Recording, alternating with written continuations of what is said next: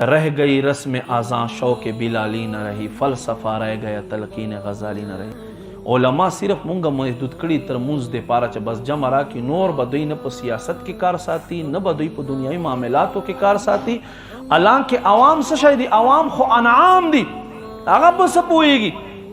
कला महबूब करीम फरमाई जमा दा उलमा च दी उम्मत दा फरमाई द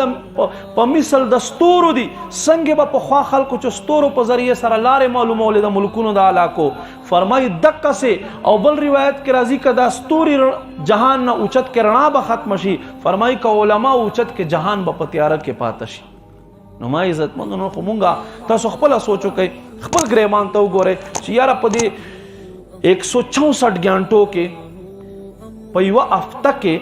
ताल आलिम ना दसो मसलो तपोस कड़ा दे हर सड़ा दे खपल ग्रेवान तो गोरी बोले ता मसले ने पेश की तो मुसलमान ने रोजमर्रा मामलातों के खबर है दे गुस्ल फराइज न त खबर है गुस्ल एहतियातों न त खबर है औदास मुतलिक इस्तिंजा मुतलिक निकाह मुतलिक से कम मामलात तलाक मुतलिक कम मामलात ते खबर है नए खबर हो बस से जान पे अच्छा बोला दे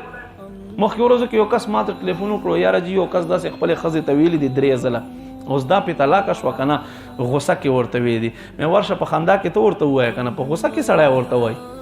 سوکم په خندا کې نه ورته وای په خوشاله کې غوسو کې نه ورته وای خو په غوسه کې ورته وای خو الله رب کریم مونږ ته عقل را کړای دی چې ته خپل عقل نه کار لې تبا شیطان په لاس کې ځان نه راولوي. نو ما عزت مندو قدر مندو محبوب کریم صلی الله علیه و آله وسلم فرمای ما صدا سے خلق کو قتل چې دوی په مریو کې د هور هارونه دي اور هارونه او د دوی کل بدن نه غټ غټ ماران تاو شوي دي. فرمای ما تاسو کو چې دا کم خلق دي چې د جهنم په تیاره کې گیر دي او سخت نه سخت عذاب دي په باندې او دوی چغه وهي. ما ته ویل شو چې دا د ستا امت هغه خلق دي چې په دې خلکو به زکات فرض او دوی به زکات نه ورکولو. زکات فرض او زکات په نو ورکولو. اول خو مونږه زکات متعلق معلومات زده